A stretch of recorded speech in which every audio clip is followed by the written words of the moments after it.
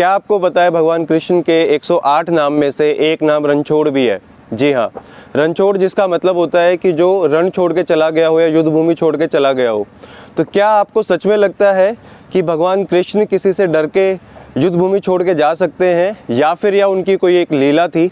जानने के लिए वीडियो को अंत तक देखिएगा। मैं हूं सिद्धार्थ कृष्णन, मैं आप सभी का स्वागत करता हूं आप ही के यूट्यूब चैनल कृष्णा स्टोरीज में। तो चलिए स्टार्ट करते हैं। बात उन दिनों की है जब भगवान कृष्ण ने कंस का वध कर दिया था और वो मथुरा में रहते थे, और जरासंध मथुरा पर 17 बार आक्रमण कर चुका था, परंतु हर बार वो भगवान श्री कृष्ण से हारा। और इस बार जरासंध ने अपने एक मित्र कालयवन से मथुरा को हराने के लिए सहायता मांगी। कालयवन ऋषि शेषीरायण का पुत्र था और भगवान शिव के वरदान से जो कालयवन था वो अजय था। कालयवन को कोई भी हरा नहीं सकता था, किसी भी अस्त्र शस्त्र से कालयवन का वध नहीं किया जा सकता था। तो जरासंध के कहने पर कालयवन ने मथुरा पर आक्रमण किया।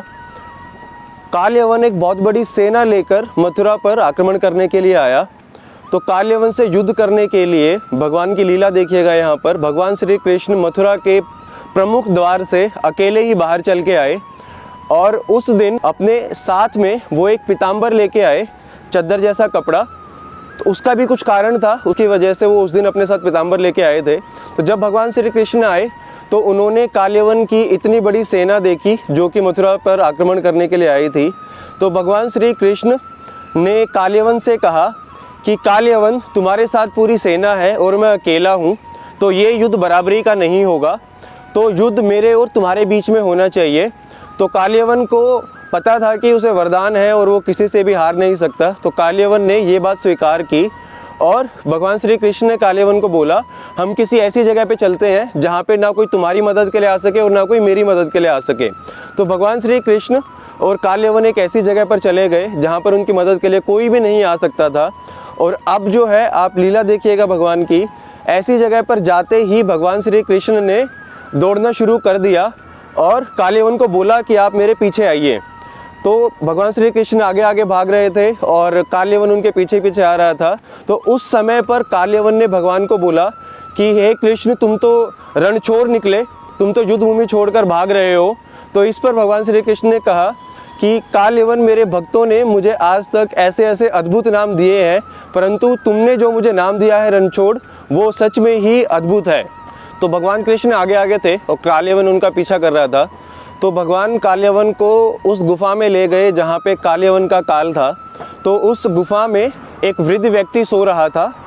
तो उस वृद्ध व्यक्ति पर भगवान कृष्ण ने अपना पीताम्बर जो था वो उड़ा दिया। और जब कालयवन ने ये देखा तो उसे लगा कि भगवान कृष्ण जो है छुपने के लिए वो पीताम्बर ओढ़कर लेट गए हैं। तो आगे क्या हुआ वो बताने से पहले मैं आपको उस वृद्ध व्यक्ति के बारे में बता दूं। उस वृद्ध व्यक्ति का नाम था महाराज मुचुकुंद। राजा मुचुकुंद त्रेता युग में एक शक्तिशाली राजा थे। तो जब देवासुर संग्राम में देवता असुरों से पिछड़ रहे थे तो देवराज इंद्र ने राजा मुचुकुंद से सहायता मांगी, और राजा मुचुकुंद के पराक्रम से देवताओं की विजय हुई। तो जब देवराज इंद्र ने खुश होकर महाराज से वरदान मांगने के लिए बोला, तो उन्होंने बोला कि हे देवराज इंद्र, मेरे पास भगवान का दिया हुआ सब कुछ है, आप मुझे प्लीज़ आज्ञा दीजिए कि मैं अपने परिवार में लौट सकूं। तो देवराज इंद्र ने उनसे कहा कि महाराज मुचुकुंद, मैं आपको सिर्फ ये आज्ञा नहीं दे सकता, इसके अलावा आप कुछ भी मांग सकते हैं। तो राजा ने पूछा कि ऐसा क्यों? तो देवराज इंद्र ने बताया कि मृत्युलोक, धरती लोक और स्वर्ग का काल चक्र इस तरह का है कि जब तक आपने यहाँ पे युद्ध किया है उतने समय में आपका पूरा परिवार जो है और आपका जो पूरा राज्य के लोग हैं वो धरती लोक पर नहीं बचे हैं अभी। तो महाराज मुचुकुंद ने कहा कि अगर मेरे परिवार का वहाँ पे कोई बचा ही नहीं है तो मैं वहाँ जाके क्या करूँगा, आप मुझे मुक्ति दे दीजिए। तो देवराज इंद्र ने कहा कि हे महाराज, मुक्ति तो सिर्फ श्री हरि कृष्ण और महादेव ही दे सकते हैं, आप इसके अलावा मुझसे कुछ मांग लीजिए। तो महाराज मुचुकुंद ने कहा कि मैं, जब मेरा संसार में कोई बचा ही नहीं है, तो अज्ञात काल के लिए सोना चाहता हूँ और कोई भी मेरी निद्रा में बाधा ना बने। तो इस पर देवराज इंद्र ने महाराज को यह वरदान दिया कि आप जो है अनिश्चित काल तक सोए रहेंगे और जो भी आपकी निद्रा में बाधा डालेगा वो आपकी पहली दृष्टि से ही भस्म हो जाएगा।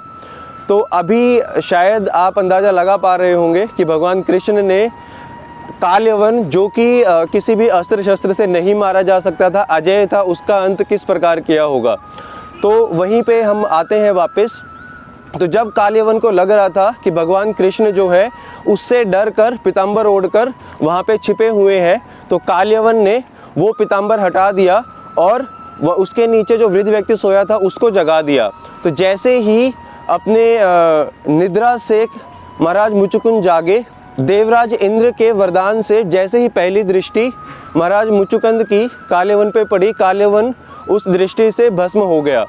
तो ये आपने देखा कि किस प्रकार भगवान कृष्ण ने वो काल यवन जिसका कोई अंत नहीं था, जो किसी अस्त्र शस्त्र से नहीं मारा जा सकता था, कैसी लीला रची और उस काल यवन का अंत किया।